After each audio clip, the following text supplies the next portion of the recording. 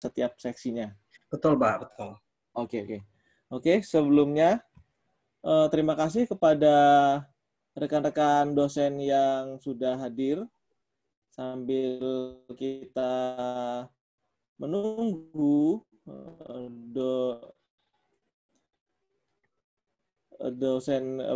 rekan-rekan dosen yang lain yang sudah dosen. Jadi kita di sini ada sekitar hampir 20 untuk dosennya, termasuk dosen yang baru-baru. Begitu. Nah, jadi ini sambil menunggu, mungkin untuk sebelum kita mulai acara yang presentasi dari Pak Budi, monggo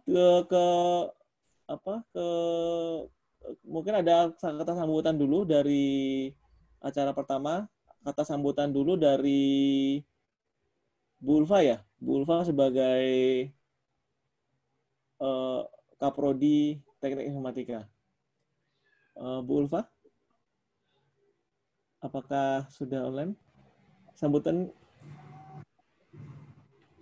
monggo. Ya, Pak. Saya persilakan. Monggo, Bu Ulfa. Bismillahirrahmanirrahim. Assalamualaikum warahmatullahi wabarakatuh. Waalaikumsalam warahmatullahi wabarakatuh.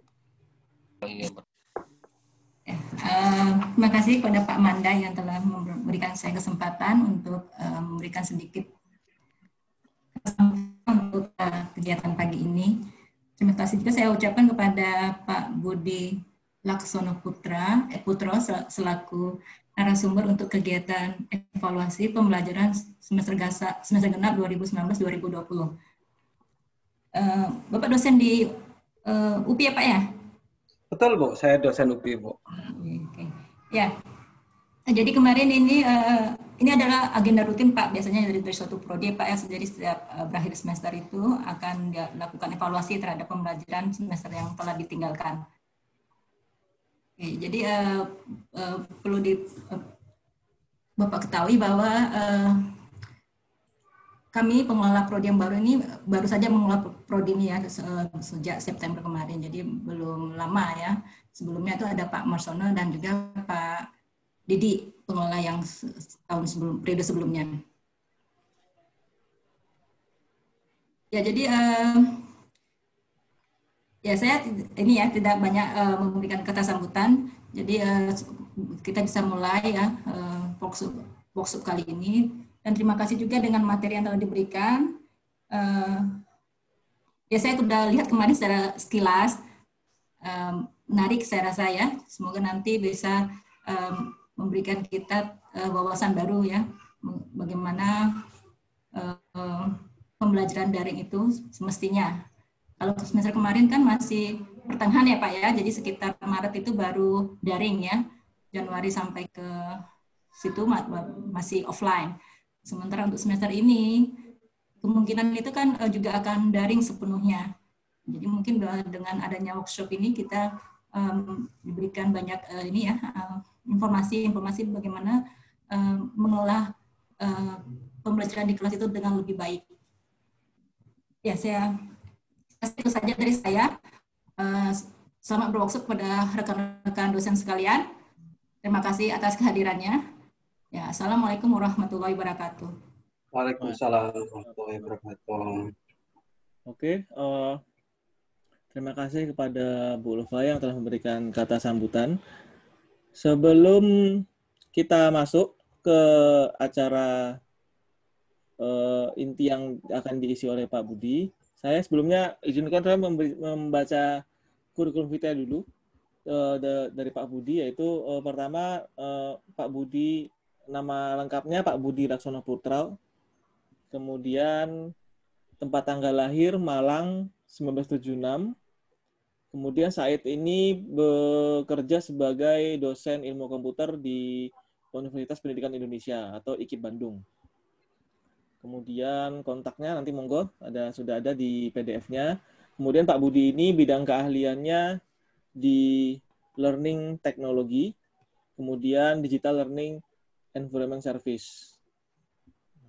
Kemudian saat ini Pak Budi juga sedang menempuh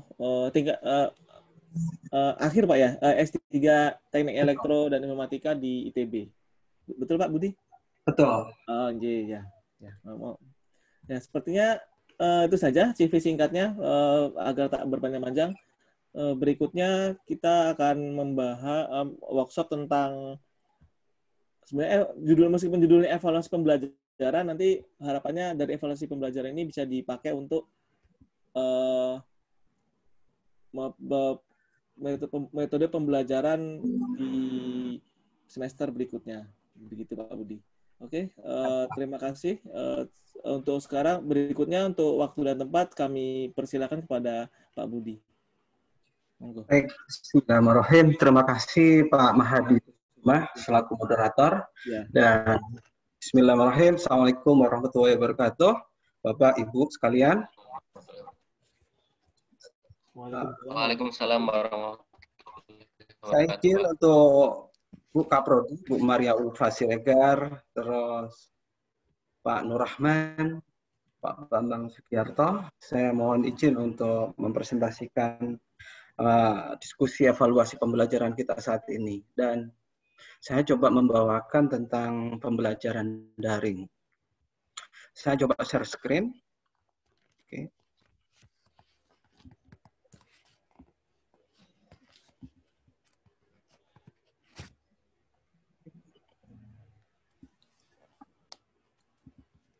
Kelihatan untuk share screen saya, Bapak-bapak, Ibu-ibu? Iya, kelihatan Pak. Kelihatan Pak. Baik, saya agak susah dan saya agak kurang pede kalau bicara evaluasi pembelajaran Bapak-bapak, Ibu-ibu yang ada di sana. Karena pertama, saya tidak begitu tahu pembelajaran yang di sana. Sehingga saya coba membandingkan baik secara teoritis maupun empiris yang pernah saya lakukan, yaitu teori pembelajaran daring atau online. Dan ini saya ambil dari sumber buku yang sudah saya terbitkan, yaitu Pembelajaran Abad 21. Buku ini terbit tahun 2019 di Universitas Negeri Malang atau IKIP Malang. Yang kedua adalah Creative Learning. Ini pembelajaran digital, ini terbit di UPI. Baik. Dan bidang keahlian saya adalah learning technology dan digital learning environment. Saat ini kolaborasi utama saya dalam bidang ini adalah Pak Yusef Rosmansyah. Beliau adalah pembimbing saya. Beliau juga Direktur TIK ITB. Rata-rata nanti pembahasannya nggak jauh dari pembelajaran daring ITB maupun UPI. Kita bandingkan saja, baiknya kita ambil, buruknya kita evaluasi.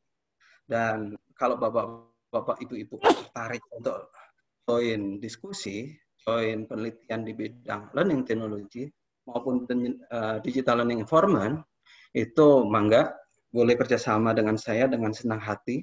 Dan paper-paper kami rata-rata kebanyakan di bidang ini. Dan kebanyakan nama saya juga ada nama Pak Yusef Rosmansyah, semacam itu. Baik, dalam materi ini sebenarnya ada 4, dan rata-rata dalam teori pendidikan itu searah atau pembelian materi itu maksimum 15 menit. Sehingga harapan saya tiap materi ini 15 menit, habis itu kita diskusi. Dan pembahasan kenapa pertama saya bahas tentang autor utama belajar, di slide Ibu, Bapak-bapak yang saya bagikan, itu saya revisi. Kemarin tuh guru dan siswa, sekarang saya katakan siswa dan guru. Karena dalam suatu permainan, itu wajib ada aktor utama.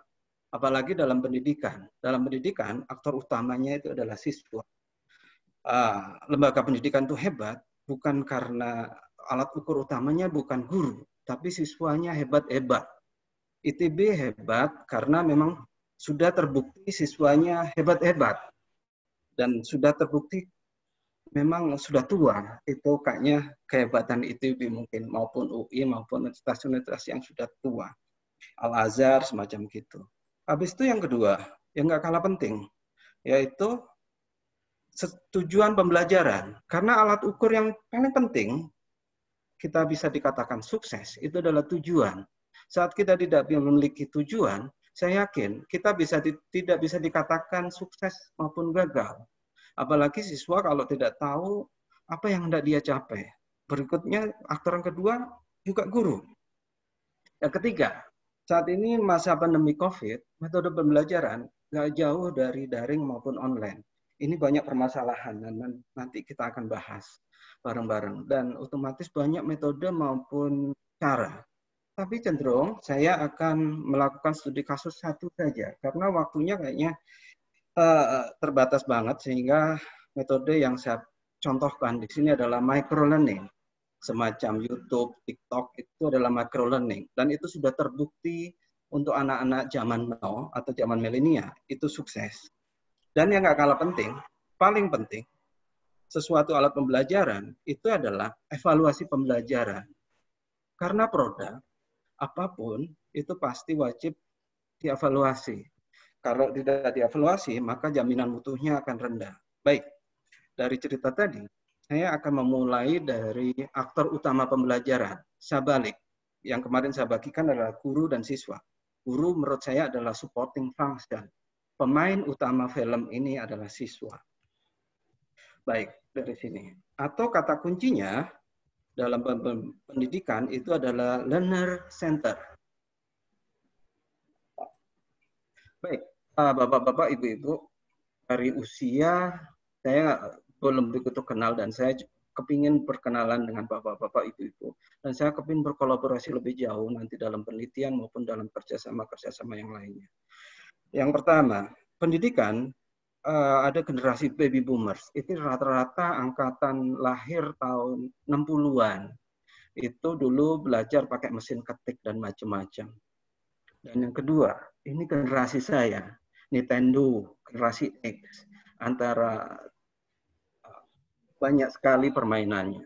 Dan yang terakhir, ini digital native, ini mahasiswa kita saat ini. Mereka terlahir dengan lingkungan digital, hidup, lahir, dan apapun cenderung digital. Nah, sekarang yang saya lemparkan pertama kali adalah gurunya itu generasi X, atau alat belajarnya dulu itu bukan digital. Sedangkan siswanya, alat belajarnya, bahkan kehidupannya itu native. Terus, pertanyaan. Karena apapun harus bermula dari permasalahan atau pertanyaan. Pengaruh media pembelajaran, baik pada siswa maupun guru, apakah berpengaruh? Kayaknya jawabannya pasti iya. Kenapa? Karena anak-anak saat ini, mau nggak mau, tanpa gadget agak susah. Belajar rata-rata gadget. Kalau dulu kita tanpa gadget bisa. Baik. Digital native ataupun generasi digital itu adalah apapun kehidupannya dengan digital. Habis itu permasalahan pembelajaran guru dan siswa. Nah, ini permasalahan yang harus kita pahami. Saya cenderung itu adalah traditional teacher, dan siswa kita itu 21st century learning. Ini saya ambil dari istilah buku saya, atau digital native. Habis itu, di sini konflik terjadi. Ibarat gelombang antara traditional learner dengan modern learner. Traditional learner itu cenderung gurunya. Modern learner itu cenderung mahasiswanya. Dan karakter traditional learner itu text content. Sedangkan siswa kita itu visual content. Dulu, kalau yang sebelah kiri, ini cenderung pasif. Dan siswa kita cenderung hands-on. Habis itu, kita cenderung formal, mereka cenderung personal. Pokoknya saya tahu apa yang aku mau. Habis itu, kita cenderung teknik publik. Teknologi cenderung agak hambatan besar. Dan mereka, bahkan kalau nggak pakai teknologi, kayaknya kuno. Habis itu, kita cenderung independen. Anak kita cenderung interaktif. Kita cenderung kompetitif. Memang pembelajaran kita itu kebanyakan sekuensial dari SD sampai perguruan tinggi. Tapi anak kita itu cenderung kolaboratif. Mereka gaulnya dengan macam-macam, dengan karakter yang berbeda. Dan cenderung kita sekuensial.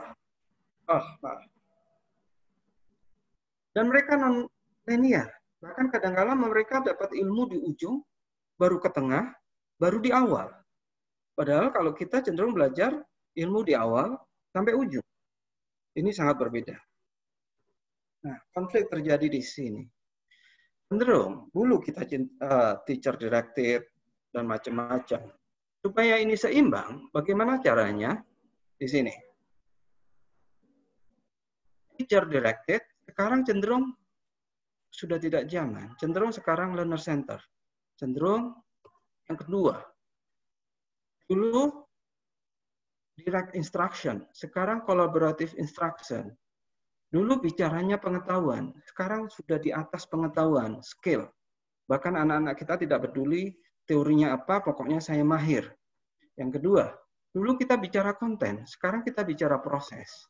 Dulu kita bicara basic skill, sekarang kita cenderung high order thinking, berpikir secara high order. Dulu kita bicaranya teori, sekarang anak-anak kita sudah banyak prakteknya, biarpun teorinya lemah. Dulu kita banyak bincangkan kurikulum, sekarang mereka sudah life skill. Dulu kita cenderung individual, kita sekarang banyakkan grup. Dulu sifatnya classroom, sekarang kita community. Dan dulu pembelajaran, itu dinilai dengan rapot nilainya 90 bagus dan macam-macam. Sekarang pendidikan abad 21 cenderung formative evaluation atau bahasanya cenderung kualitatif bukan kuantitatif. Dan dulu belajar itu for school, sekarang learning for life. Nah, kayaknya saya membuka diskusi memasukkan terlebih dahulu. Di sini otomatis ada permasalahan Pak Mada. Ada dua dunia gitu. Dan saya lihat bahkan siswa saya S1 maupun bimbingan Pak Yusef yang dilimpahkan ke saya S2 juga rata-rata ada permasalahan di sini. Baik Bapak-Bapak, sebelum kita lanjut ke topik kedua, apakah ada yang perlu didiskusikan tentang teori ini?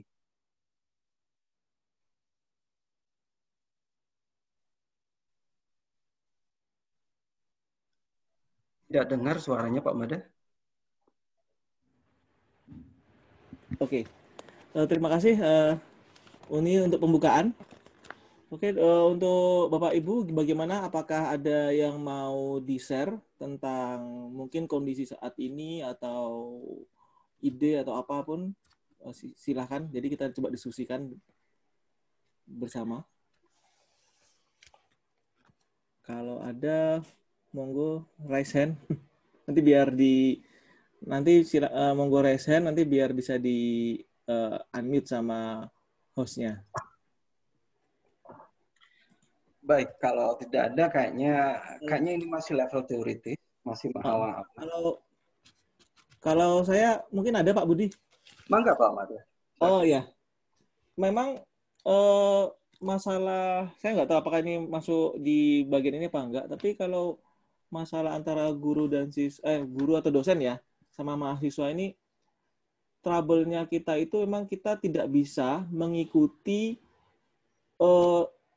perkembangan yang dosen ya, cenderung tidak bisa mengikuti perkembangan update-nya siswa. Jadi misalnya mahasiswa itu gaulnya di TikTok, di Instagram, di story, kita nggak bisa ke sana, itu nggak bisa.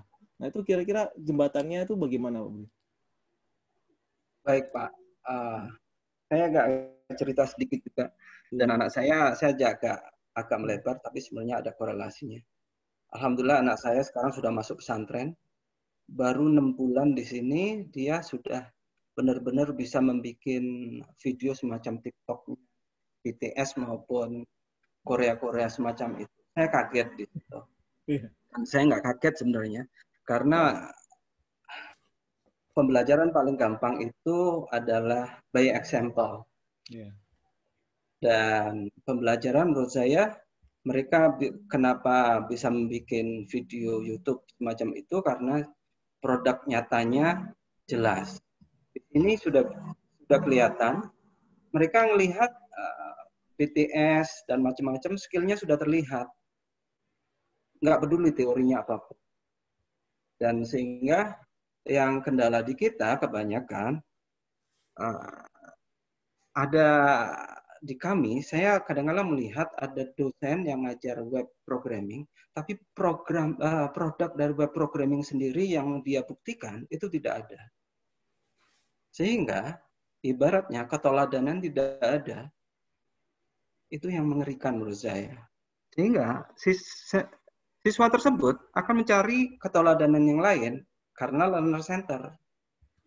Dan dia akan praktis ke yang lainnya semacam gitu. Baik, kayaknya gitu aja, Pak. Itu koreksi buat saya sebagai dosen saya. Oh iya. Ya berarti memang tapi paling enggak berarti kita bisa ini Pak Budi ya, apa? Meskipun anggaplah mungkin saya sendiri ya tidak bisa mengikuti mahasiswa maunya apa. Jadi terus misalnya bikin di platform ini Pak, platform ABC kan juga nggak bisa mengikuti. Tapi paling tidak kita bisa mendampingi Pak Budi ya harusnya ya, mendampingi apa ya? Kalau berkolaborasi itu nggak apa-apa ya Pak Budi ya, berkolaborasi bersama mahasiswa. Betul, Pak. Bahkan yang saya rasakan saat ini antara saya dengan Pak Yusef itu seperti teman.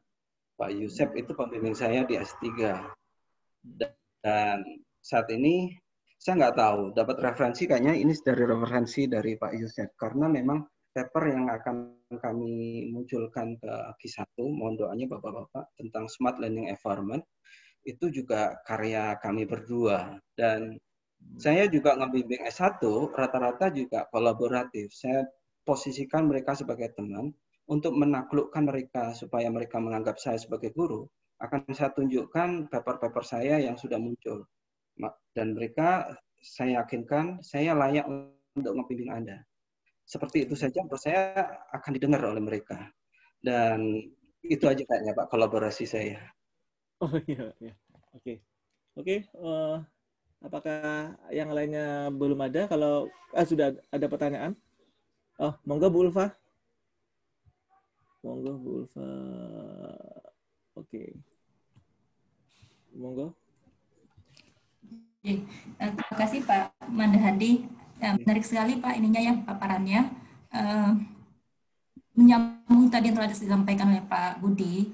Tadi itu kan terkait mengenai itu tadi yang misalkan kita ngajar suatu mata kuliah X kan gitu ya, tapi bisa dari pemrograman dicontohkan ya, ternyata kita tidak bisa mencontohkan kepada mahasiswa bahwa kita itu memang punya skill di situ. Ataupun tadi terkait dengan jurnal, misalnya paper yang terkait dengan mata kuliah ataupun bimbingan yang kita punya kan seperti itu. Sekarang misalnya seperti saya ini Pak ya, saya kan rata-rata mengajarnya itu mata kuliah wajib ya, mata kuliah wajib keprodian dan semester awal, semester 1 seperti itu. Misalnya semester yang lalu itu kan ada metode numerik, ada logika dan informatika, kan logika informatika. Nah, kalau seperti itu kan itu agak susah ya Pak ya ininya Pak ya, penelitian terkait dengan itu. Sebabnya juga teknik informatika ya, bukan misalnya sains kan bisa berkecimpung di metode numerik seperti itu. Nah, kalau yang seperti ini bagaimana Pak? Misalnya dosen-dosen yang mengajar mata kuliah wajib itu bagaimana ininya? Maksudnya agar bisa juga dari segi penelitian kan gitu. Sebab kan memang kan lebih ini ya biar sejalan, jadi mata kuliah yang diajarkan juga meneliti di situ kan gitu ya. Jadi kan materi yang disampaikan juga terupdate terus kan gitu. Kalau misalkan mata kuliah wajib itu kan rata-rata ini ya ya seperti itulah kan gitu. Jadi update-nya kan tidak banyak kan seperti itu. Kemudian yang satunya lagi Pak, yang ini di sini kan ada mengenai konten dulunya tuh ya. Kemudian sekarang tuh nilainya skills kan seperti itu.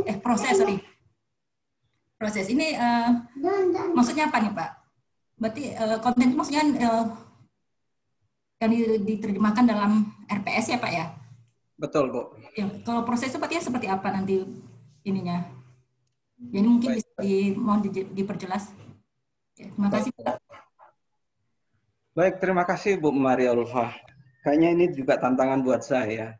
Rata-rata kalau basic skill, basic keilmuan basic semacam matematika maupun yang lain, kayaknya saya ngambil contoh di SD saja. SD pun saat ini kebanyakan matematika bukan jadi mata kuliah khusus, tapi masalah basic. Dan otomatis karena memang anak kita loncatnya, rata-rata anak generasi sekarang langsung loncat ke ujung. Kepingnya ke ujung atau skill. Karena teori, habis itu knowledge, habis itu skill, dan yang terakhir adalah wisdom. Itu wisdom menurut saya harusnya levelnya profesor. Dan kita bicara skill saja atau keahlian. Dan contoh matematika. Kalau matematika bentuk produk nyatanya memang agak susah. Otomatis supaya kita jadi toladan, jadi mereka, rata-rata yang paling gampang karena itu levelnya adalah keilmuan atau sains, sehingga produknya adalah paper atau buku. Dan saya mohon maaf, di halaman depan saya itu saya pasang buku. Kenapa? Karena saya kepingin membuktikan ke bapak-bapak, ibu-ibu, itulah produk saya. Dan bukan untuk yang lain-lain. Saya tujuannya untuk meyakinkan saja. Kalaupun nanti buku saya ada kekurangan, wajibnya dikoreksi dengan buku lagi, semacam itu. Terus untuk yang proses, berikutnya untuk proses. Untuk yang proses, dan tentunya ini bagusnya ada di RPS, Bu. Dan di RPS itu nanti kita bahas di bab 4. Nanti kayaknya lebih bagus kita diskusi di bab 4. Karena evaluasi itu bukan evaluasi itu menurut saya bagusnya berbasis proses. Evaluasi ada di awal, ada di proses maupun di akhir. Yang mengerikan itu evaluasi terjadi di akhir.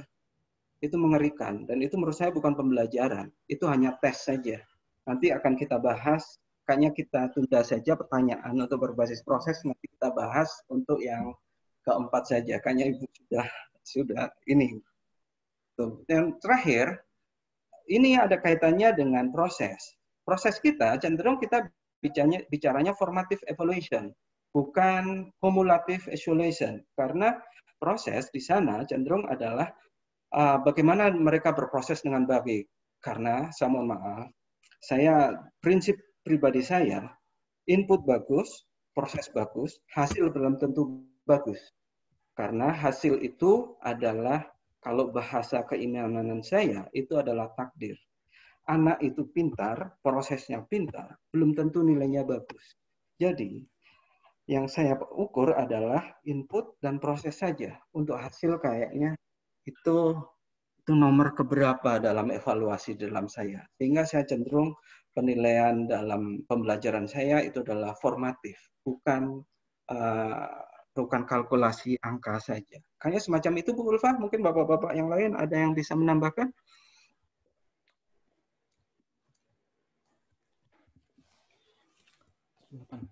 Ya.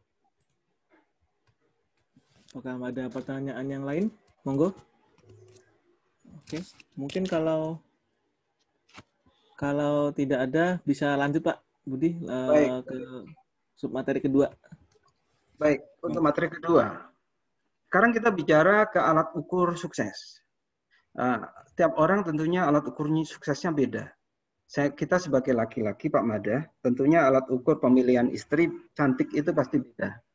Dan kalau alat ukur itu beda-beda antara siswa dengan guru, saya yakin nanti finishnya guru kemana, siswanya kemana. Dan ini saya coba menunjukkan alat-alat ukur di dunia pembelajaran saat ini, itu yaitu 21st century learning. Nantinya akan bicara adalah 21st century scale. Ini alat ukur atau standarisasi P21 itu standar dari Amerika, itu how to thinking, how to learning to the word dan macam-macam. Dan ini jadi rujukan kurikulum pembelajaran abad 21 di Indonesia. Ini juga ATC miliknya Australia. Ini miliknya Eropa. Dan ini miliknya lembaga swasta. Ini lembaga swasta. Rata-rata yang diakui di dunia ada 7 semacam ini. Dan di Indonesia menurut saya kurikulumnya terlalu, alat ukur capaiannya terlalu besar. Padahal waktunya sangat sedikit dan materinya terlalu banyak. Dan saya coba menyimpulkan rata-rata yang hendak dicapai di dunia itu, baik ATC, UNESCO, OECD, P21, European Community, itu ternyata ada 4 alat ukur siswa itu berhasil. Dan mereka rata-rata bicaranya adalah proses, bukan hasil. Itu yang pertama, ways of thinking, atau cara berpikir. Saat ini kayaknya saya menghadapi mahasiswa sekarang dengan mahasiswa zaman kita, pola pikirnya kayaknya beda jauh. Dan itu ada yang mengistilahkan ways of thinking, learning to know, learning and innovate, dan macam-macam. Yang saya pakai kayaknya supaya gampang, ways of thinking. Habis itu yang kedua, ways of working, cara dia bekerja. Karena saat ini bukan dituntut bukan hanya pengetahuan, tapi keahlian. Kata kuncinya kita saat ini dituntut bukan keilmuan, tapi keahlian. Bahkan bapak-bapak, ibu-ibu, saat ini penelitian kita itu bukan level jurnal maupun level proceeding, tapi level paten maupun produk atau level terapan. Sehingga ways of working itu sangat penting. Habis itu tools for working. Ini nggak kalah penting, yaitu atau learning to do, use tool interaktif. Dan saya cenderung pakai istilahnya adalah tools for working. Saat ini kita nggak akan bisa lepas dari teknologi digital. Berarti tools kita mau nggak mau, keahlian dalam prodi apapun, saat ini wajib tools for working dalam ICT. Dan yang terakhir, ini living in the world atau kolaboratif. Dan kebanyakan ilmuwan, teman-teman ilmuwan rata-rata kebanyakan sukses karena memang kolaboratif. Dan saya katakan Superman itu tidak ada. Yang ada adalah orang berguna terhadap komunitas, semacam itu. Jadi saya bisa simpulkan 3 keahlian yang wajib dimiliki oleh mahasiswa kita.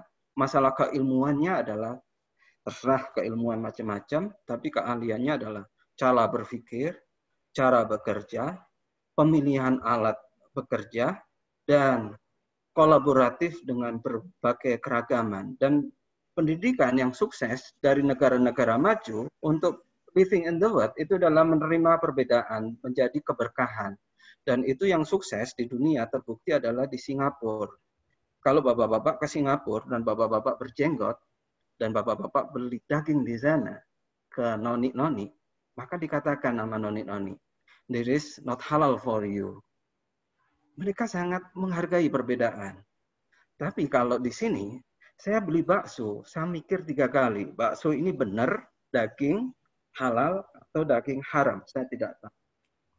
Jadi perbedaan di sana itu lumrah dan perbedaan menjadi membangun, semacam gitu. Dari 4 keahlian tadi, ways of thinking, ways of working, itu ternyata intinya adalah problem solving. Karena keahlian pertama itu di dunia diakuin saat ini pembelajaran baik level SD sampai perguruan tinggi itu adalah pemahaman masalah terlebih dahulu.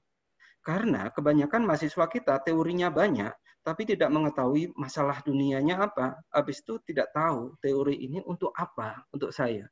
Dan kebanyakan mahasiswa kimia malah profesionalnya bukan kimia, semacam itu. Banyak terjadi semacam itu. Dan yang kedua, tidak cukup problem solving. Saat ini masalah tidak bisa dipecahkan dengan sendiri. Harus kata kuncinya kolaboratif atau bekerja sama. Karena apapun, kalau tidak kerjasama, tidak akan bermanfaat. Dan yang kedua, lingkungan kita. Itu tools for working. Lepas tidak lepas, itu adalah di ICT sini. Dan kita living in the world. Dan anak kita itu learning through digital networking. Jadi, 2 inti inilah yang saat ini wajib dikuasai oleh pembelajar. Baik itu siswa maupun guru. Dia harus berani menerima perbedaan dan pintar untuk mencari permasalahan. Habis itu, teori menurut saya nomor 2. Karena teori tidak bermanfaat saat tidak menemukan masalah. Habis itu, belajarnya learning lewat digital network. Kenapa 2 keahlian ini? Karena memang secara filosofi, kita ujian. Jawaban kita bagus, tapi tidak sesuai dengan soal. Saya yakin jawaban kita pasti salah. Lebih mending kita paham soal, habis itu mencari solusi. Biarpun jawaban kita salah. Yang ideal adalah paham soal, habis itu mengerti solusi. Terus pendidikan bermula dari mana? Permasalahan dulu, ketakapan atau skill, atau solusi dulu, atau teori dulu. Aliran saya cenderung adalah permasalahan terlebih dahulu.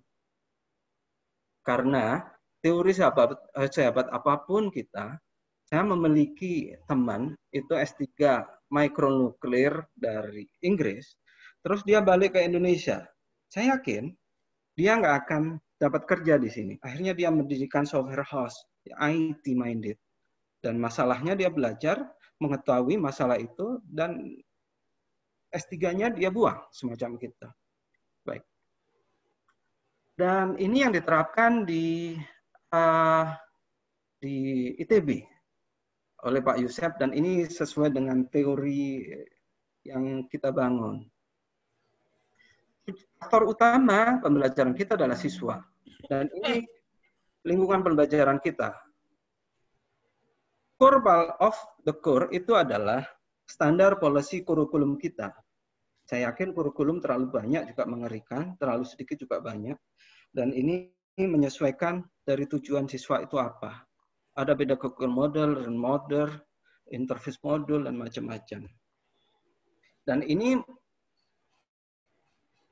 yang harus dibisakan oleh maturity level untuk ekosistem pendidikan digital.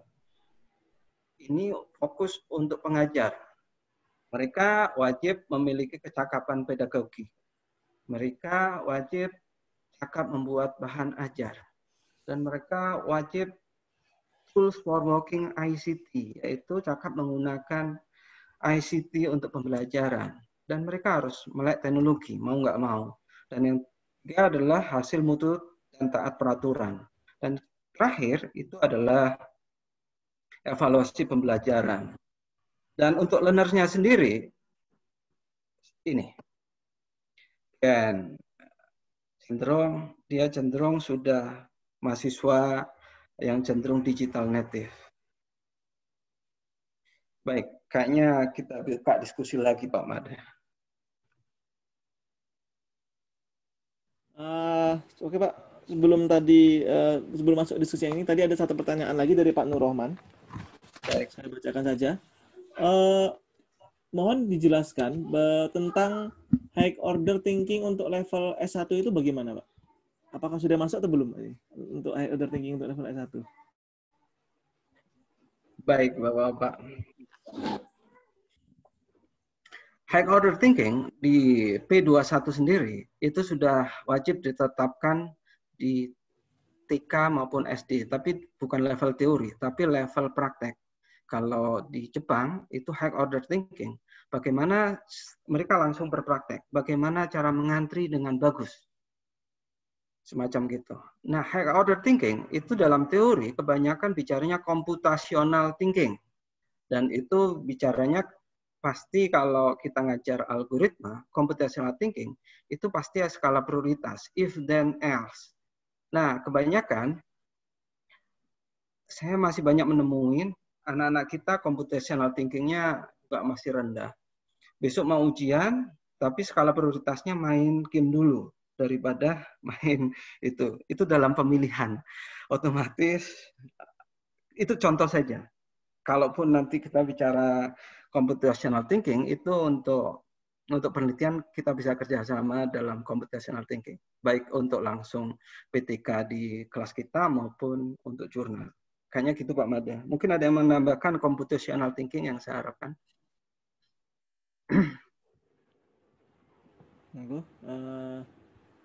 Yang lain bisa dosen, Ibu, apakah ada pertanyaan lagi? Ini tadi pertanyaan, memang masalah kita di prodi, terutama di fakultas ya, apa di universitas secara umumnya itu, sekarang itu kan dokumen-dokumen kita itu dokumen kurikulum dan seterusnya itu biasanya teori dulu ya Pak ya, kan ada teori dulu, dokumen teori dulu, terus sampai ke baru terakhir baru di semester 5, 6, dan 7 baru nanti penyelesaian masalah. Tapi semester 1-4 biasanya banyaknya teori dulu Pak ya, biasanya gitu.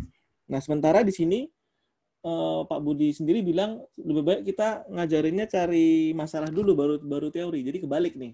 Baik Pak. Kira-kira bagaimana mensiasati itu Pak? Mensiasati antara kita pengennya masalah dulu atau teori dulu di aturan kampus. Baik, Pak. Kalau kebijakan di UPI, itu yang semester 1, pengantar, rata-rata mukodimah, bahasa di kami, itu adalah yang ngajar wajib profesor. Oh, gitu. Jadi untuk mahasiswa baru, yang mengajar itu profesor. Kenapa?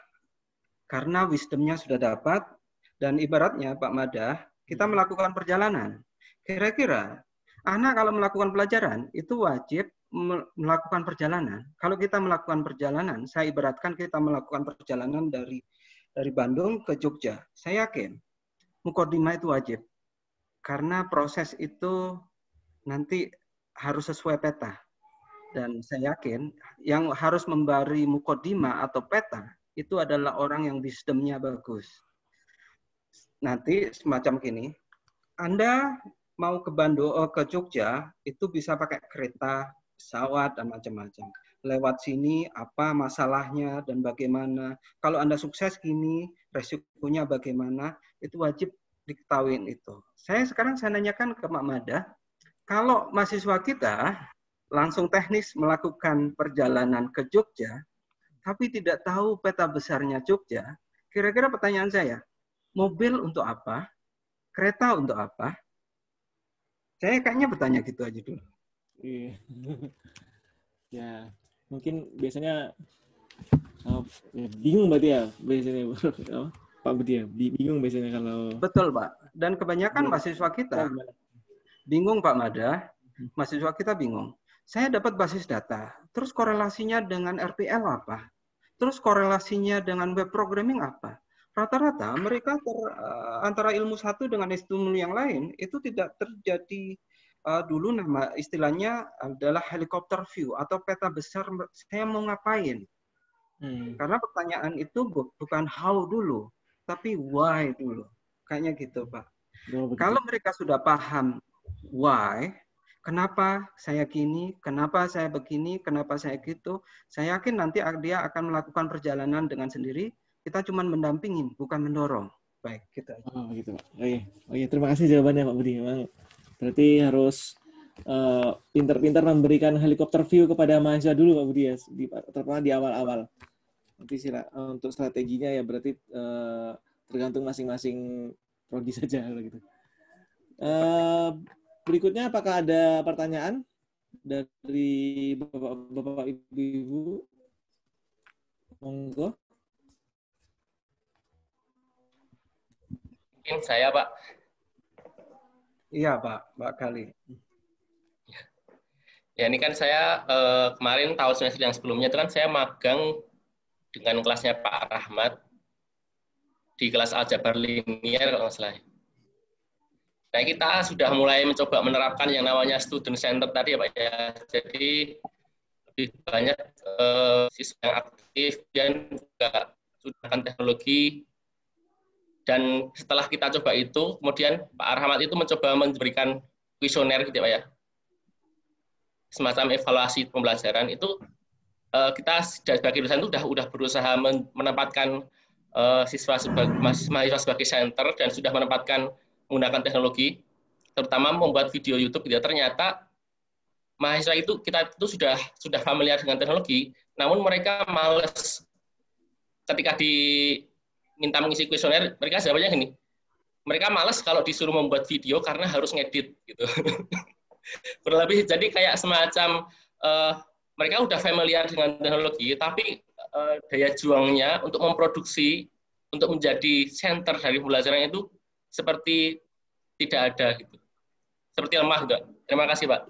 Pertanyaannya itu gimana, Pak? Baik, saya kayaknya ganti slide dulu, izin ganti slide. Kayaknya ini ada masalah berikutnya. Baik, untuk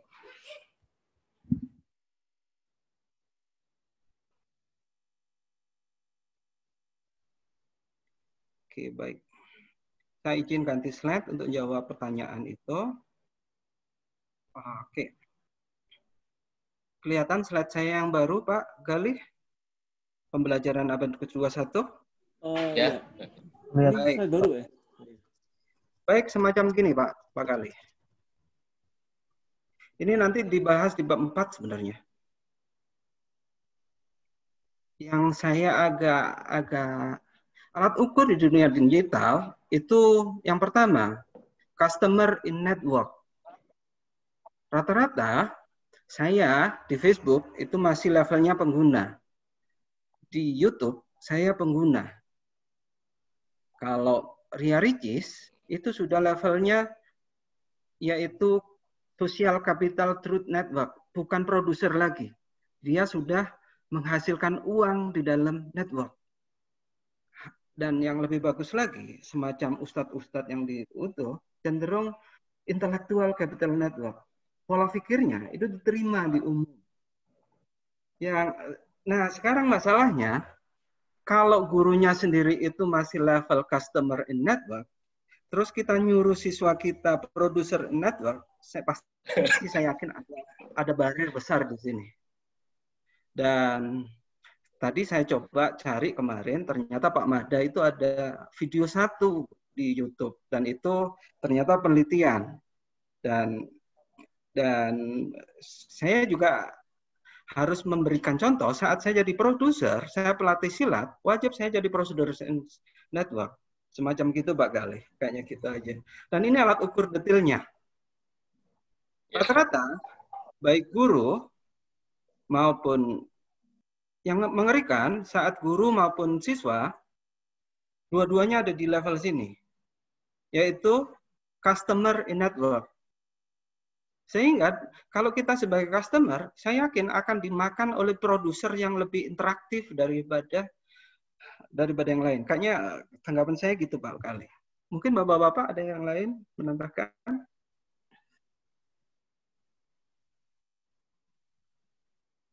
Monggo untuk pertanyaan yang lain, apakah ada? Ya, berarti intinya yang dari pertanyaan Pak Gali tadi, kalau kita ingin mahasiswanya produktif, kita juga harus produktif begitu Pak ya, intinya itu. Jadi kita paling tidak kita bisa mencontohkan bagaimana caranya menjadi produktif, atau kita bersama-sama mahasiswa itu menciptakan sebuah produk atau apapun itu. Jadi berkolaborasi bersama-sama mahasiswa.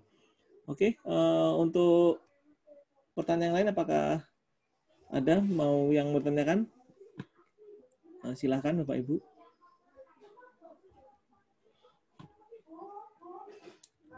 Kalau tidak ada, mungkin bisa. Baik, kita lanjut Pak. Lanjut. Oke. Baik, kayaknya ini standar untuk ITB, yaitu a simple model of smart education. Sekarang saya cenderung zoom in lebih kecil lagi untuk standar ITB.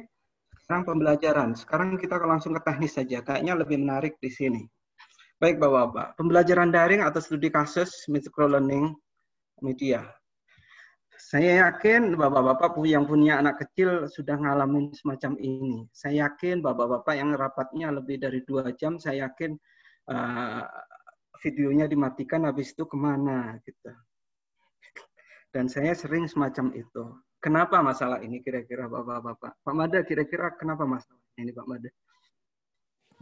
Masalahnya biasanya yang jelas bosan, terus kita tidak ikut berinteraksi, biasanya Pak Budi.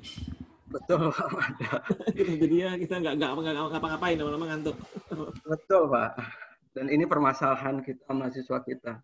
Dan kita harus merubah mindset kita. Realita pembelajaran online adalah ini. Dan masalahnya ada di mana? Kita memposisikan mahasiswa kita sebagai penonton, bukan pemain. Kalau kondisi paling ideal adalah harusnya guru itu sebagai penonton di luar lapangan. Mahasiswa kita yang bermain di lapangan. Saya yakin mereka akan semangat. Apapun medianya. Saat kita gagal menempatkan mahasiswa kita sebagai pemain bola dan kita jadi pelatih, maka di situ awal kegagalan untuk pembelajaran berikutnya. Apapun medianya. Jadi kata kuncinya, saat tidak terjadi TikTok, saya yakin ya sudah, kayaknya lebih baik kita nggak usah diskusi maupun presentasi. Makanya saya tawarkan di sini 15 menit, habis itu diskusi, 15 menit diskusi. Kayak gitu. Ini permasalahan, yaitu wajib student center. Menjadikan siswa sebagai pemain utama, guru hanya sebagai pelatih di luar lapangan. Kalau itu terbalik, saya yakin siswa akan tidak bermain. Desain pembelajaran. Sebenarnya yang paling penting itu adalah di yang saling lingkari, itu hidden atau naratif. Untuk membuat film, kebanyakan kekuatannya adalah di nomor 1, nomor 2, dan nomor 3. Karakter siswanya bagaimana, penentuan pencapaian belajarnya bagaimana, kebutuhan analisisnya bagaimana. Begitu juga untuk bermain bola. Saya yakin bermain bola, seorang pelatih akan lebih sibuk mempersiapkan tim daripada permainan yang hanya cuma 45 menit, dua kali 45 menit. Dan ini cuma permainan sesuai konsep adalah di sini. Baik. Dan ini konsep itu ada kaitannya dengan kurikulum prodi maupun RPS. Dan rata-rata evaluasi kita, Bu Aulia ada di sini, yaitu kurikulum prodi maupun RPS kita. Dan learning objek materialnya itu ada di sini. Baik, ini ruang belajar zaman now, saya ambil dari Printes, dan kita bedakan menjadi 2 bidang, yaitu synchronous learning maupun asynchronous learning. Yang dulu kita tatap muka di kelas itu synchronous learning, medianya adalah kelas dan itu. Sekarang kita tatap mukanya maya, yaitu daring. Dan ada kolaborasi interpersonal asinkronus dan personal sinkronus. Media yang kita pakai banyak banget, banyak standar. Baik. Dari permasalahan tadi, saya coba mengusulkan yaitu metode microlearning. Kenapa microlearning? Karena micro itu ukurannya kecil. Rata-rata yang disukain pembelajaran dunia nyata oleh mahasiswa kita itu TikTok. Kenapa? Memang ukurannya kecil, habis itu inti dapat. Habis itu saat ini di Jogja sering muncul yaitu film-film pendek, tilik dan macam. Itu cenderung lebih populer. Habis itu learning kegiatan belajar. Dan ini microlearning kata kuncinya adalah kegiatan belajar dalam skala kecil tapi banyak. Ini teorinya. Dan kelebihan microlearning itu berpusat pada siswa. Habis itu meningkatkan keinginan belajar. Habis itu waktu lebih hemat. Habis itu belajar langsung ada hasil. Itu yang karakter anak kita saat ini. Kepingin langsung ke hasil. Bukan ke proses. Habis itu meningkatkan motivasi. Kekurangannya cenderung mahasiswa kita belajar itu sepenuhnya waktunya singkat, habis itu dia tidak tahu ini bagian apa. Yang kedua, hambatan teknologi. Microlearning paling baik disampaikan melalui web teknologi. Dan kebanyakan mahasiswa kita juga tidak memiliki teknologi yang bagus kadang-kala. Bahkan dosennya juga sama. Saya rasakan sama. Alhamdulillah saat ini kami di ITB dapat kuota 50 giga, di UPI juga sama. Dan untuk tujuan pembelajaran jangka panjang, microlearning itu dapat berakhir fragmen konten kecil, sehingga helikopter view-nya itu agak susah dilihat. Dan ini tugasnya dosen. Dan resiko berikutnya adalah ini sama, gambaran besar. Itu tugas dosen. Kekurangan microlearning itu terserak dan tugas dosen adalah memberi mukodimah bahwa ilmu-ilmu mereka itu sangat terkait dan untuk menghasilkan produk bagaimana. Ini tahapan microlearning, yaitu topik spesifik.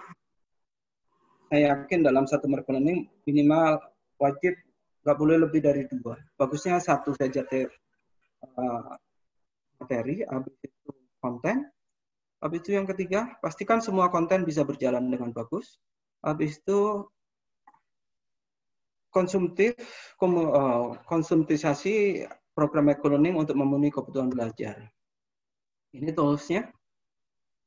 Dan transisi pembelajaran konvensional ke pembelajaran daring.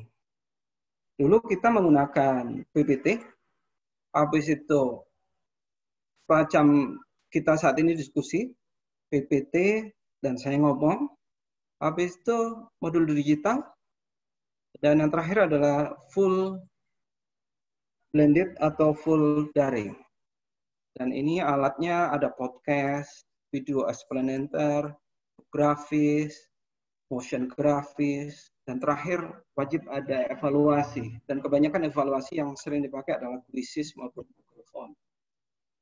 Ini jenis media pembelajaran, ada PDF, ada video PDF recording. Kalau ini yang saya sarankan untuk kita sama dosen, saya sarankan Screencast-O-Matic, itu enak.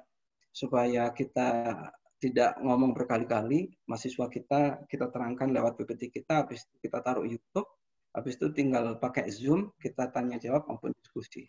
Ini untuk versi Android. Untuk suara yang disimpan di podcast, macam penyiar radio maupun YouTube, habis itu video explainer, itu contohnya motion graphic, yaitu Animaker, video conference ataupun gamification. Saat ini kita video conference dengan Zoom. Rata-rata mahasiswa lebih suka yang saya ajar itu dengan Google Meeting karena memang cenderung lebih hemat, mudah, dan cenderung kuotanya mereka tidak boros, semacam gitu. Ini kegiatan pembelajaran, bisa studi self-study. Rata-rata proses yang kita lakukan adalah mahasiswa wajib belajar terlebih dahulu.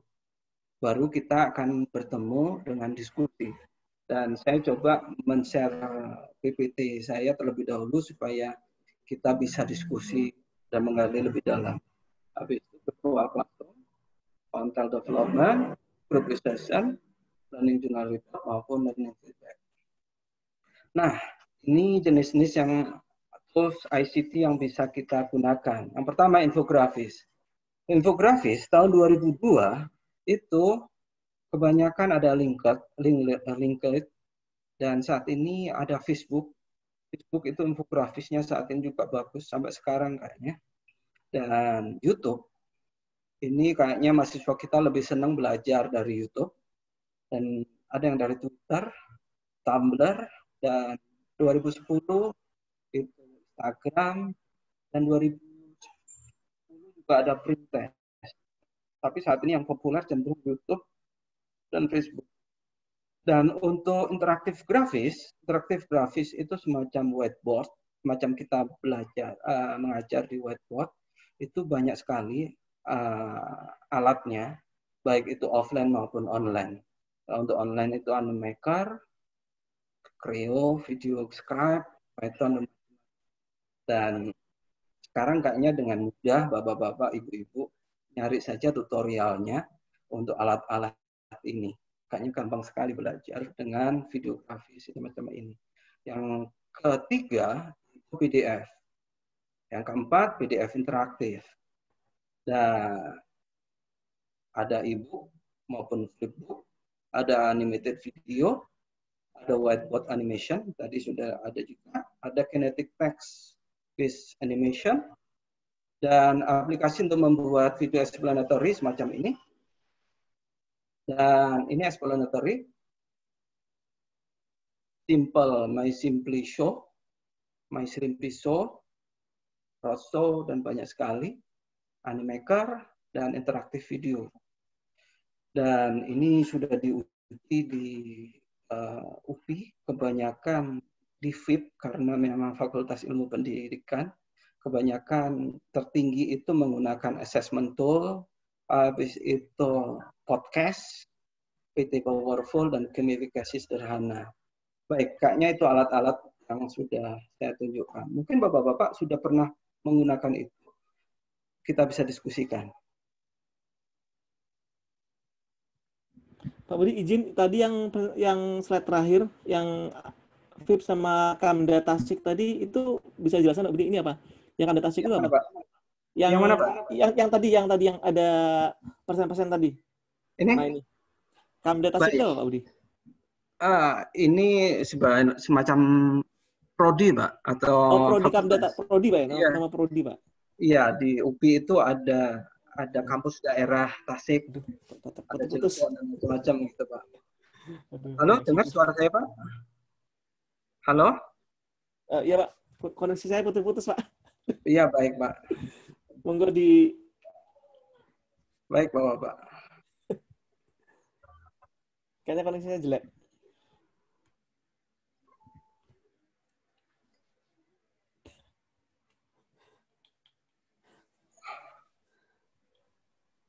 Baik, ini adalah media yang menurut saya yang sudah digunakan untuk pembelajaran daring.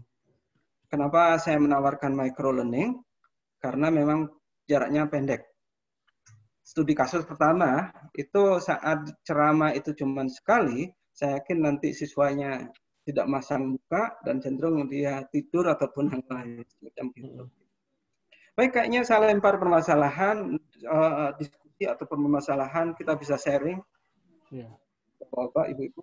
Kalau microlearning itu biasa rata-rata kita dari dosen atau guru atau instruktur itu biasanya memberikan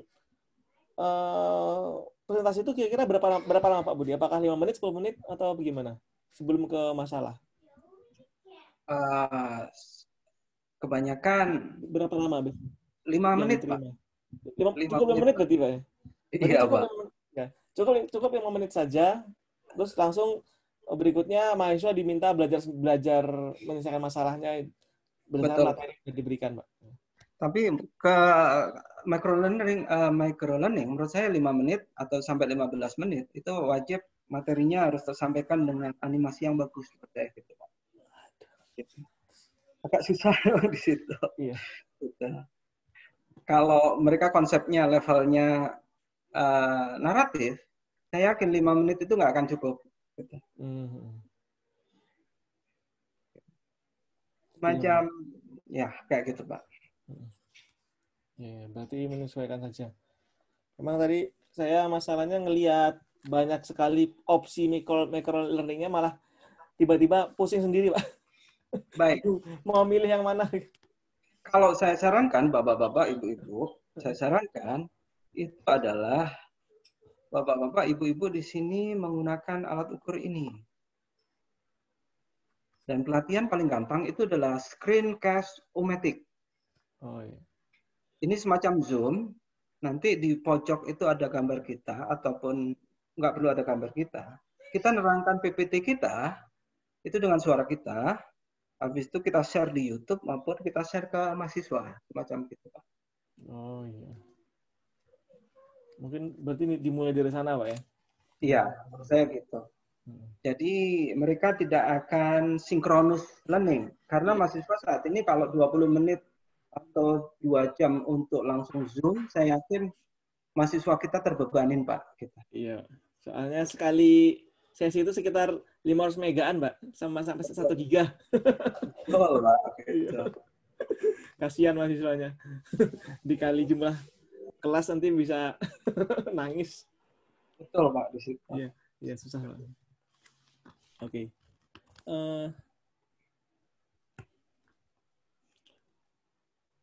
Oke. Berikutnya, monggo, apakah ada Bapak Ibu bisa ada yang mau ditanyakan atau mau didiskusikan? Boleh tentang terkait yang terjadi di Prodi atau rencana ke depan?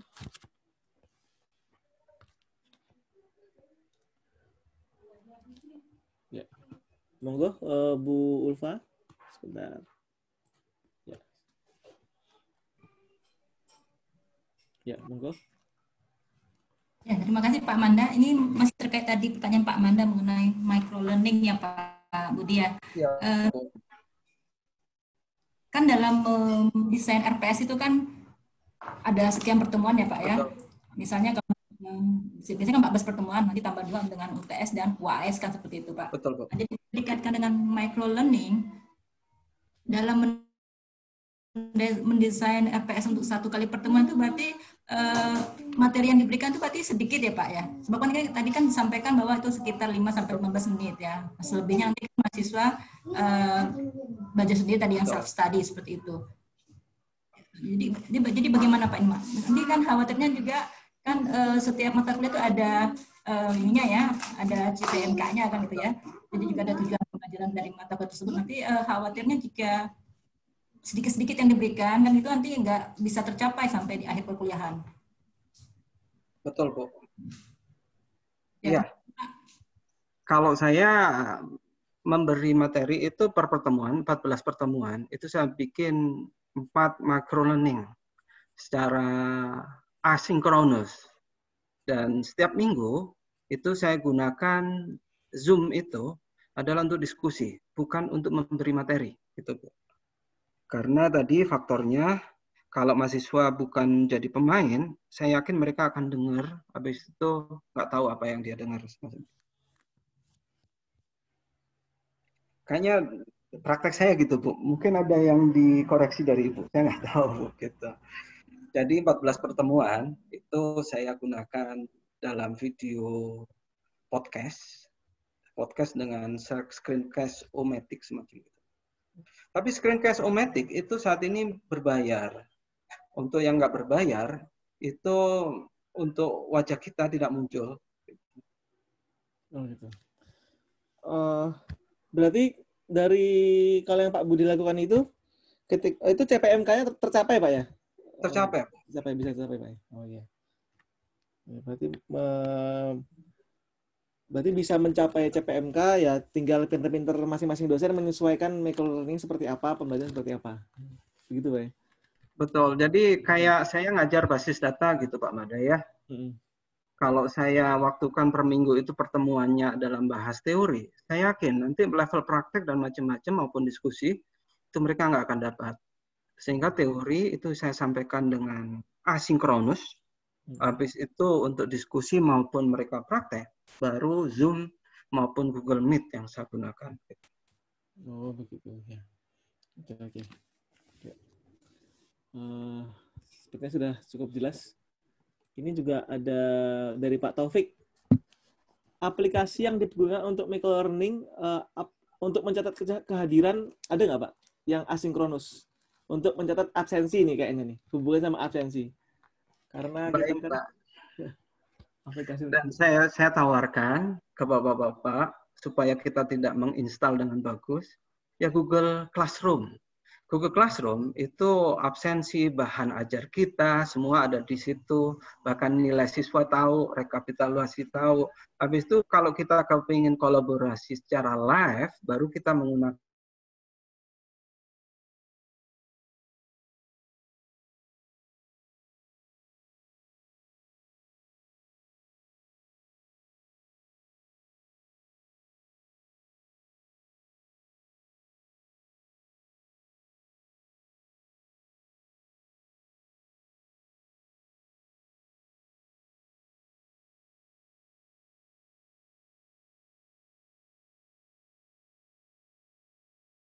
secara filosofi, produk bagus saat evaluasinya benar dan evaluasinya bagus. Mobil Ferrari itu pengujiannya jauh lebih berat daripada mobil Xenia Avanza. Kenapa Ferrari lebih mahal? Karena memang quality control dan pengujiannya bagus. Dan para nabi rata-rata diuji oleh Allah jauh lebih berat daripada saya. Dan saya berlindung sama Allah, semoga saya lolos ujian hidup ini. Itu aja. Baik, filosofi itu kayaknya. Dan saya mohon doanya Bapak-Bapak. Baik, evaluasi pembelajaran daring. Assessment as part of evaluation. Assessment atau pengujian itu hanya bagian dari evaluasi. Kadangkala kita boleh meninggalkan assessment angka dalam evaluasi. Dan assessment, evaluasi, assessment, dan measurement. Kayaknya saya yang harus sebut adalah measurement. Saat seorang dosen tidak memiliki alat ukur untuk menilai mahasiswa, saya yakin assessment-nya pasti kacau. Pasti assessment-nya subjektivitasnya sangat tinggi. Dan kalau kita beli laptop, assessment-nya semakin detail, saya yakin kita akan bagus. Saat kita beli laptop, saya yakin assessment-nya, measurement-nya, RAM-nya bagaimana, layarnya bagaimana. Begitu juga untuk memilih jodoh, untuk yang Muslim rata-rata laki adalah cantiknya, agamanya, keturunannya, kekayaannya, ataupun alat ukur-ukur yang lainnya. Dan kalau alat ukur antara siswa dengan guru berbeda, saya yakin nanti titik temu antara guru dan siswa agak beda.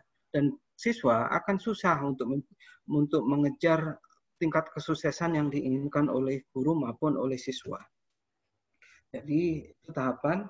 Dan ini 3 peran evaluasi pembelajaran daring. Dan kebanyakan tadi di awal saya munculkan problem itu jauh lebih penting daripada teori maupun solusi.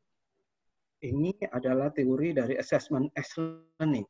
Jadi belajar dari permasalahan terlebih dahulu. Yang kedua, penilaian sebagai subjek yang dipelajari. Menuntut siswa paham konsep, teori, dan praktek penilaian.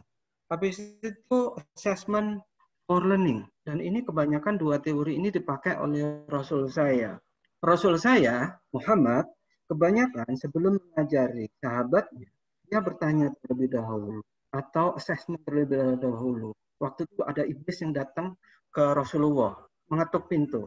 Maka Rasul menanya, Rasul tidak tahu siapa yang mau datang, Pak. Itu sahabat tidak tahu, hanya Rasul dan Allah yang tahu. Langsung Rasul bicara, itulah iblis yang datang. Jadi kita tawarkan masalah dulu. Begitu juga kenyang, makanan tidak bermanfaat saat mahasiswa tidak mengetahui problem lapar. Ada di 2 teori ini penggunaan assessment. Jadi 2 assessment ini tujuannya adalah berbasis proses. Dan assessment yang terakhir itu adalah assessment of learning. Ini di akhir. Dan ini menurut saya kebanyakan di UTS maupun UAS agak kurang adil menurut saya. Kalau mahasiswa kita di assessment di UTS maupun UAS, sehingga proses mereka tidak ternilai, yaitu penilaian untuk melihat capaian atau di akhir, pengukuran hasil untuk evaluasi belajar. Jadi ada 2 aliran di sini, atau 3 aliran, yaitu assessment. Di sini ada 2 menurut saya, assessment by process, assessment by hasil. Dan karakteristik pembelajaran online, assessment-nya itu ada 4. Gamification. Ini kebanyakan, ini yang membuat siswa-siswa kita tertarik saat ini. Rata-rata yang main Mobile Legends dan macam-macam, itu permainannya adalah mereka dapat masalah. Dan dia tahu masalah yang dia kejar. Habis itu dia dapat penghargaan dari assessment tiap tingkatan. Dan ini feedback. Kebayang kalau mahasiswa kita di UTS belum tahu dia gagal atau kalah. Sehingga dia tidak tahu evaluasi. Getting feedback. Habis itu tracking progress. Ini sering penelitian-penelitian yang kita lakukan adalah di sekitar sini. Baik itu learning analytic maupun learning tracking. Kalau bapak-bapak tertarik penelitian di bidang sini, kita bisa bareng-bareng untuk meneliti. Tracking progress. Mahasiswa ini rata-rata progresnya kebanyakan di awal nyantai, habis itu mau UTS langsung tinggi. Itu karakter mahasiswa. Atau karakter sangkuriang, kebut semalam biasanya. Akan terbaca di situ. Kalau kita bisa menilai tracking proses, kalau ada mahasiswa ternyata, saya rata-rata menilainya tracking proses, tapi tidak saya catat, saya amatin mahasiswa. Rata-rata mahasiswa yang suka belajar, ternyata nilainya jelek, tetap saya akan nilai A, karena memang proses bagus. Dan saya malah curiga, mahasiswa yang jarang masuk, tapi nilainya bagus. Semacam itu. Habis itu terakhir adalah survey based assessment, teorinya. Dan kebanyakan yang dipakai oleh guru, dosen, maupun lain, itu quizzes maupun Google Form. Online untuk penilaian online itu kebanyakan ada di samping sini. Bapak-bapak bisa nyoba dan bisa mencari referensinya di Google. Kalaupun ada pelatihan, contoh mungkin kita bisa bareng-bareng kolaborasi nanti. Yang pertama Google Form, quizzes, kreatif, survei monkey, Quizlet. Tapi cenderung yang saya tawarkan karakternya kebanyakan adalah quizzes. Quizzes ini cenderung lebih enak. Kalau Google Form itu cenderung lebih style kayaknya. Yang jelas, quizzes itu interface-nya lebih interaktif, fitur interaksinya lebih kaya, terus untuk kuisnya hanya memiliki beberapa opsi, habis itu pengolahan hasilnya lebih lengkap. Kalau Google Form itu cenderung lebih sederhana. Dan masalah kuis online itu adalah ternyata ada di inti pendidikan, yaitu kejujuran. Apakah benar mahasiswa tersebut yang mengerjakan, ataukah orang lain, atau otorisasi. Itu saat ini masalah yang belum terpecahkan oleh dunia pendidikan online saat ini. Kayaknya itu saja yang saya lemparkan. Ini contoh kuisis, dan ini contoh Google Form. Baik, kayaknya saya lemparkan diskusi terakhir di sini. Baik, terima kasih Pak Budi untuk presentasi yang sesi keempat. Monggo, Bapak Ibu, apakah ada yang ditanyakan atau didiskusikan? Kalau saya mau tanya dulu, ada? Oh, belum. Saya mau menanggapi Pak Budi masalah tadi pertama di asesmen di proses. Nah, kalau asesmen di proses ini kita kan kesulitan ya Pak Budi, Bang, ngukurnya apalagi kalau mahasiswanya banyak.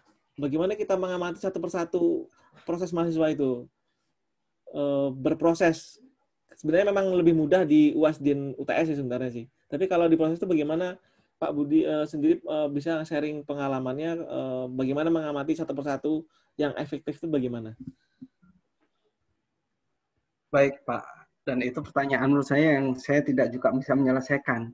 Dan ini juga, tapi menurut saya pendidikan yang bagus itu adalah, saya mohon maaf, bukan berarti membaguskan atau apa, adalah pendidikan berbasis pesantren. Kenapa pesantren? Karena gurunya sendiri melakukan dan gurunya langsung personal by personal.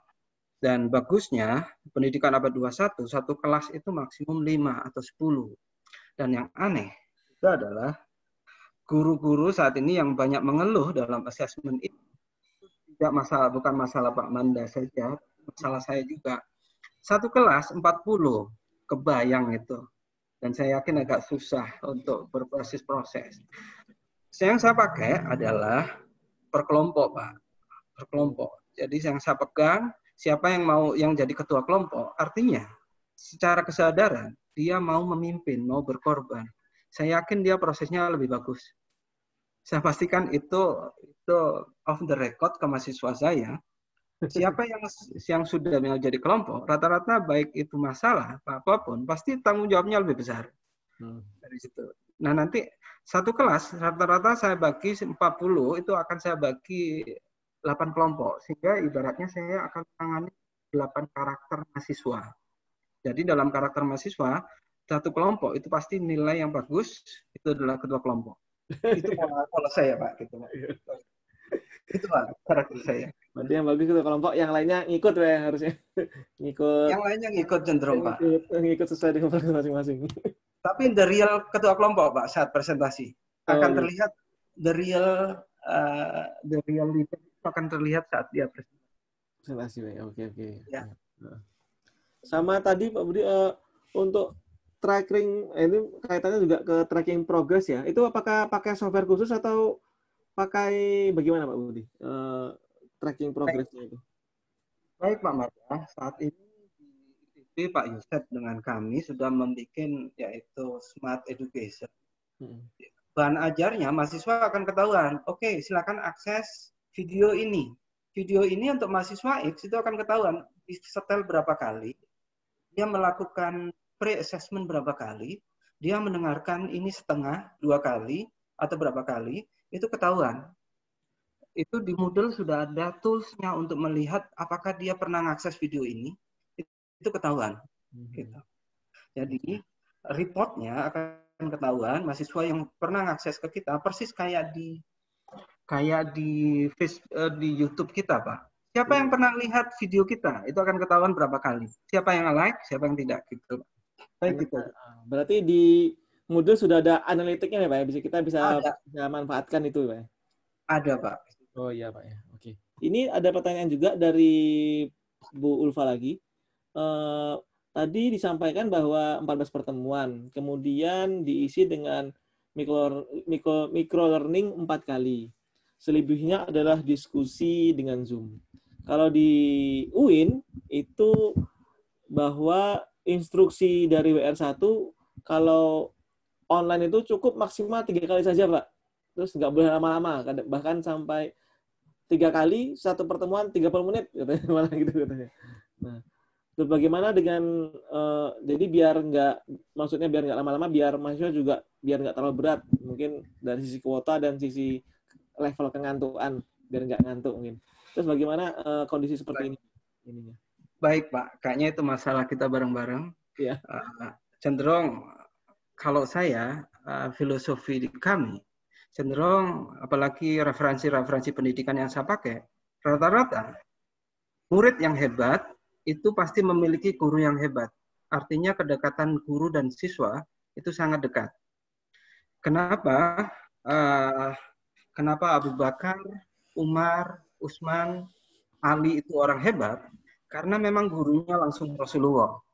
Dan saya referensikan guru saya itu Pak Yosef, karena mau nggak mau mereka seperti teman saya. Kayaknya dari filosofi ini saya menawarkan ke bapak-bapak, saya mohon maaf, kalau siswa jauh dari guru, pertanyaan saya agak susah menurut saya untuk transfer keahlian maupun yang lain-lain.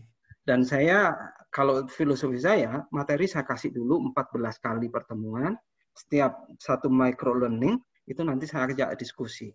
Rata-rata mereka kalau tertantang, mereka saat ini, Pak, contoh saya mohon maaf, kalau mereka sudah tertantang permasalahan itu adalah permasalahan mereka yang minta pertemuan. Yang mengerikan, kalau kita yang minta pertemuan, itu yang mengerikan menurut saya. Kayaknya gitu Pak Madah, mohon maaf. Ya. Mohon maaf ini Pak Budi, kalau koneksi saya ini putus-putus, apakah didengar di sana?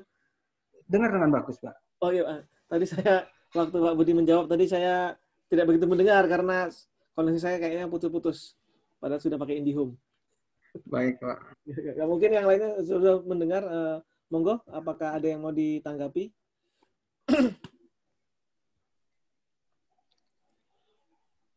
Mungkin saya, Pak. Iya, Pak. Mas Gali? Ya. Ini tadi kan tentang penilaian berbasis proses ya, Pak ya. Betul, Pak. Misalnya kita sudah, misalnya di pertengahan perkuliahan, itu kita melakukan kesalahan gitu, Pak.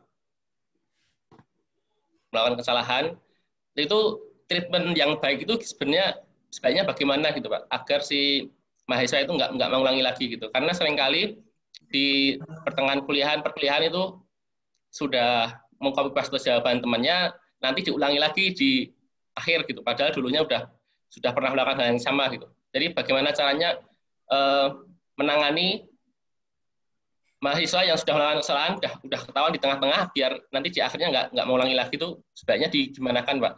Terima kasih. Baik, Pak Gali. Dan kalau saya cenderung kayaknya bicaranya evaluasinya yang Pak Gali tanya itu adalah learning by process, assessment by process. Dan itu alat ukurnya jelas, Pak. Tadi ini saya Bapak lihat di situ. Assessment, measurement, alat ukurnya jelas. Kalau saya kasih contoh Pak Gali, mohon maaf, ini contoh, belum tentu ini ideal. Alat ukur saya di mahasiswa, satu pertama adalah jujur. Kenapa? Karena Rasul saya itu bukan pinter dulu, tapi jujur dulu atau sidik. Kalau ini dilanggar, saya yakin Anda nilainya sebagus apapun, Anda saya kasih nilai E. Habis itu, kalau Anda jujur, ternyata nilai Anda jelek, proses Anda bagus, Anda akan saya kasih nilai A. Itu parameter alat ukur saya pertama. Yang kedua, alat ukur berikutnya adalah kognitif, habis itu adab. Pertama jujur, habis itu adab, nomor 2, integritas, dan yang ketiga baru kognitif menurut saya. Karena Saya aliran pembelajarannya adalah berbasis proses. Dan otomatis alat ukur kita jelas dan kita tegakkan reward dan punishnya, dan itu mereka merasakan, saya yakin dan mereka deal, alat ukur itu disetujui bersama-sama. Alat ukur wajib didealkan atau disetujui antara mahasiswa dan dosen itu di awal, bukan di akhir. Karena permainan bola, alat ukur permainan bola itu bukan di akhir, tapi di awal. Kayaknya itu jawaban saya, Pak. Ya, baik tadi adalah jujur dan integritas dari mahasiswa di Pak Budi menggunakannya sebagai alat ukur pertama sebelum yang lain-lain, Mbak ya. Betul, Pak, itu, Pak. Pertanyaan berikutnya, ini kan tadi masalah kejujuran, Mbak. Ya, sementara kita kalau offline langsung tatap muka kan bisa kelihatan. Tapi kalau online gini gimana, Pak? Cara mengukur kejujuran mahasiswa ini jujur apa enggak ini?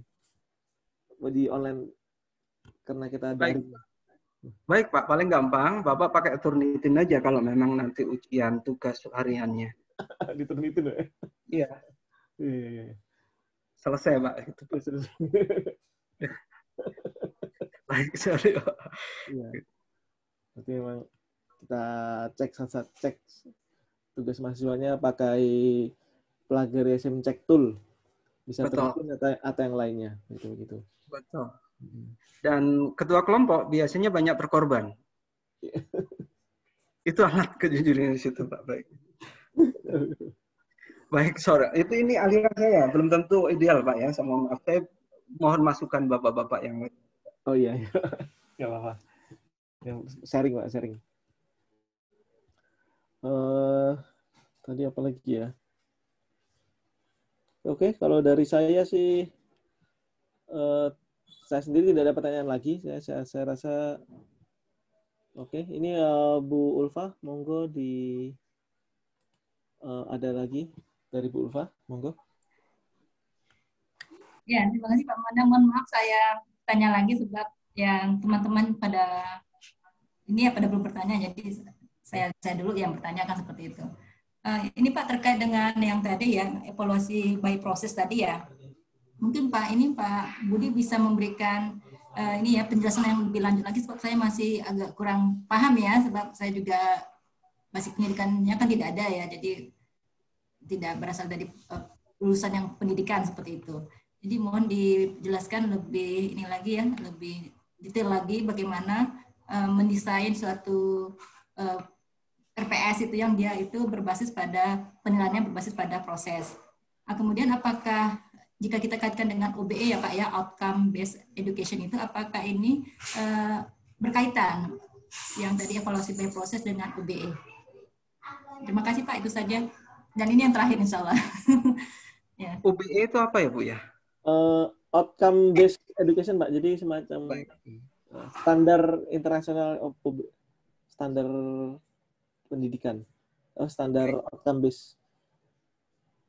Oh baik Bu, standar luaran baik ya. Iya standar luar biasanya. Baik, ini saya coba dari rekan saya share RPS. Ini perancangan program. Ini RPS-nya contoh Bu, ini contoh aja belum tentu bagus.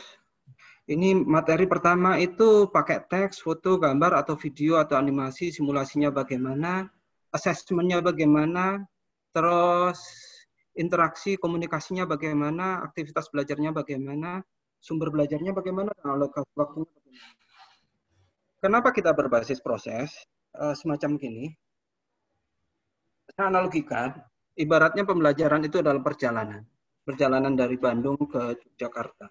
Tentunya saya lewat Cirebon, ada milestone. Saya anggap milestone itu 14 pertemuan. Saya pastikan setiap pertemuan itu saya selalu kalibrasi dengan tujuan awal atau peta besar ini. Dan itu otomatis by proses. Kenapa assessment selalu di awal? Karena saat kita melakukan perjalanan itu pasti controlling itu wajib. Saat perjalanan kita tidak kontrol, saya yakin perjalanan ini apakah sesuai dengan peta atau tidak. Semacam itu Bu Maria Lufa.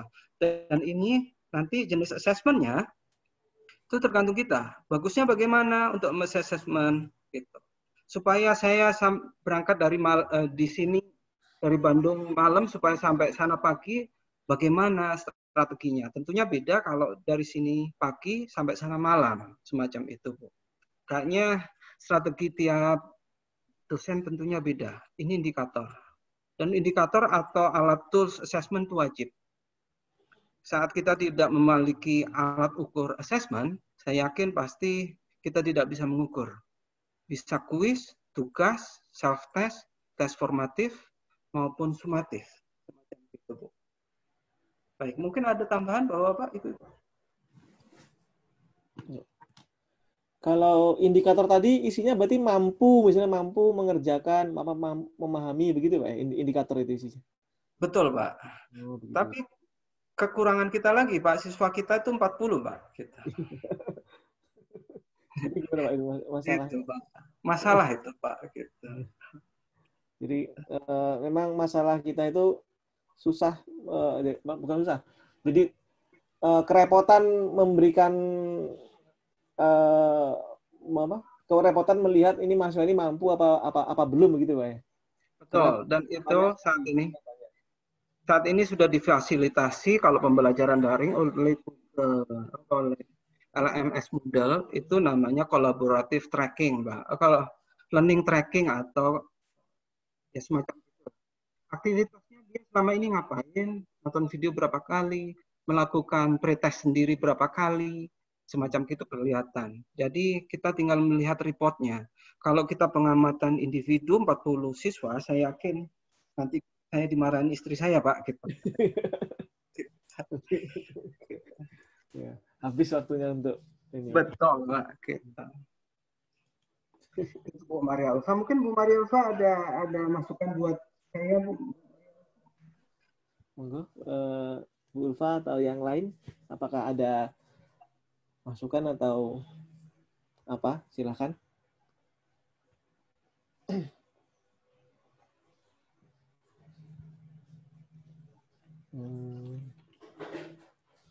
Ini acaranya sampai jam 11 Pak ya? Selesainya aja Pak. Selesainya, Pak. Kalau nggak ada pertanyaan, menurut saya sudah cukup. Gitu.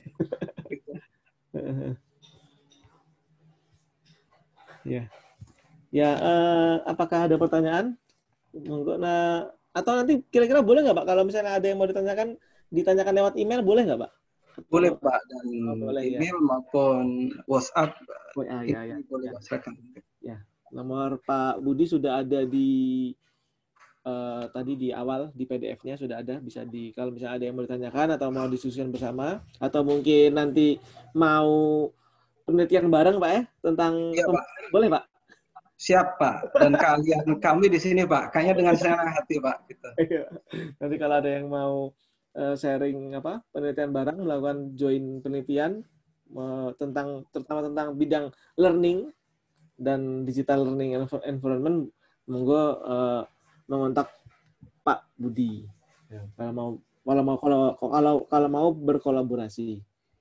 Oke, saya rasa kalau belum ada pertanyaan, izinkan saya mau membacakan dulu kesimpulan dari diskusi yang sudah kita lakukan hari ini. Pertama, memang ada gap antara guru dan siswa karena kita beda generasi. Kita guru itu, kita sendiri sebagai dosen itu adalah generasi lama, sementara siswa itu sudah digital native. Jadi dari kecil mereka sudah pegang HP, pegang gadget, jadi sudah sangat sangat lahir ketika besar itu dengan perangkat digital. Jadi itu sudah dunia digital itu sudah bagian dari hidup mereka. Sementara kita baru mempelajari mungkin pas SMP, SMA atau pas masa-masa kuliah. Saya ingat soalnya pas baru punya internet itu baru pas kuliah. Itu pun pas semester akhir baru internetnya lancar. Gitu. Kemudian ada juga kita juga harus memperhatikan alat ukur. Jadi alat ukur yang ada itu way of thinking, kemudian way of working, kemudian tools-nya yang dipakai, kemudian bagaimana implementasinya di kehidupan. Jadi living in the world. Nah, itu harus juga diperhatikan. Kemudian juga ada sekarang itu, kalau dulu orang ingin teorinya harus ngelotok dulu, sementara kalau sekarang dikejar dengan bagaimana, apakah ada masalahnya, baru kita cari teorinya. Nah, itu tentu harus ada urutan yang terbalik. Kalau dulu orang pinginnya teori, kalau sementara waktu kita SD diajari teori dulu, nah sekarang mahasiswa atau murid itu pinginnya itu semangatnya belajar itu kalau ada masalah dulu kita cari bersama-sama, kemudian diselesaikan dengan teori yang ada.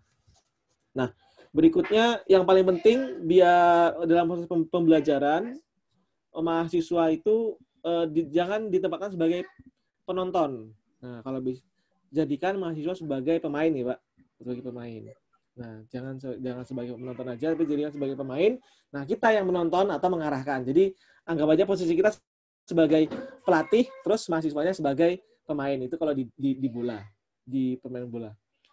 Kemudian, itu juga tugas dosen, karena sebagai pelatih, itu kita harus bisa dosen membuat helikopter view.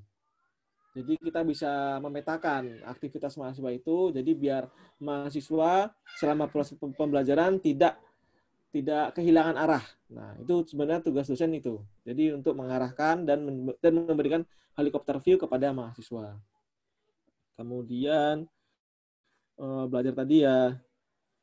Tadi kalau untuk proses asinkronus yang paling baik memang mahasiswa diberikan materi dulu, kemudian disuruh mempelajari sendiri dulu, mencari masalah, kemudian nanti di akhir pekan atau pada pertemuan tertentu baru kita melakukan diskusi bersama-sama.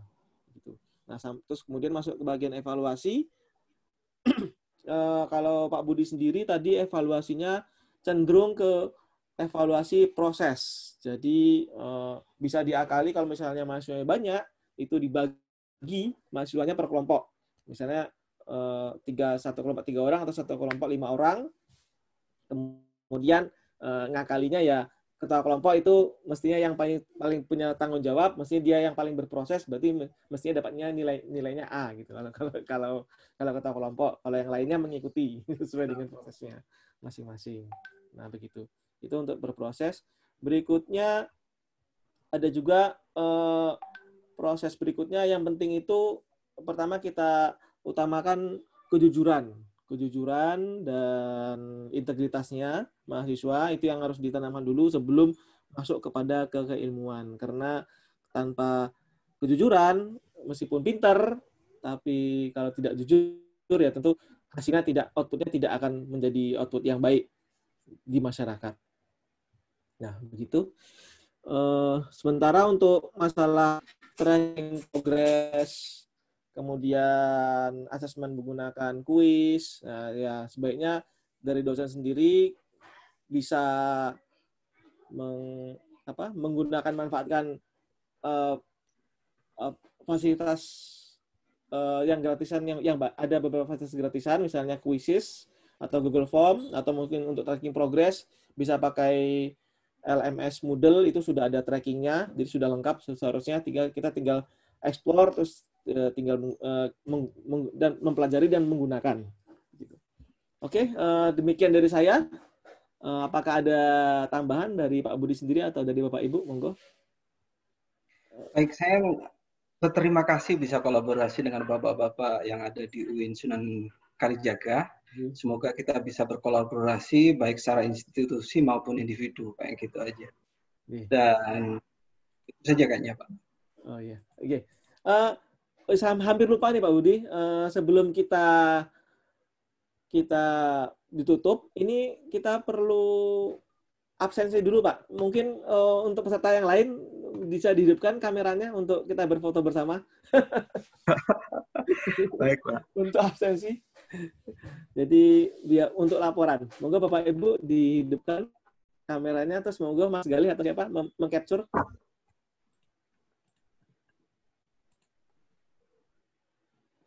Sudah semua?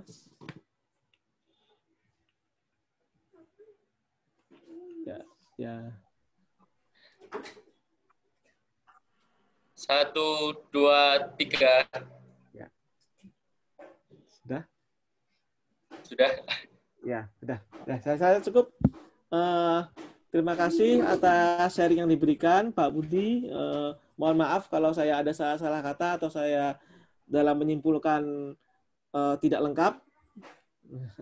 Nanti mohon koreksinya. Terus terima kasih atas kehadiran Bapak Ibu. Akhirul kalam. Semoga acara yang kita lakukan ini bermanfaat, juga bisa menjadi bahan pemikiran masing-masing untuk pengajaran ke depannya. Terima kasih atas kehadirannya, terima kasih atas waktu yang diberikan. Akhirul kalam dari saya. Wassalamualaikum warahmatullahi wabarakatuh. Waalaikumsalam warahmatullahi wabarakatuh. Terima kasih, Pak. Waalaikumsalam warahmatullahi wabarakatuh. Semoga peserta boleh left room. Tidak ada sertifikat. Tidak ada tanda tangan.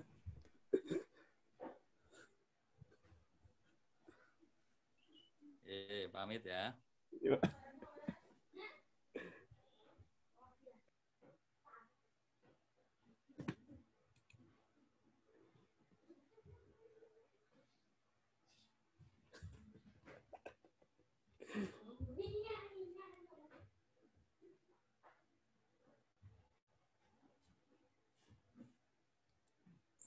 Pak M ya? Pak M ya? N. Yo,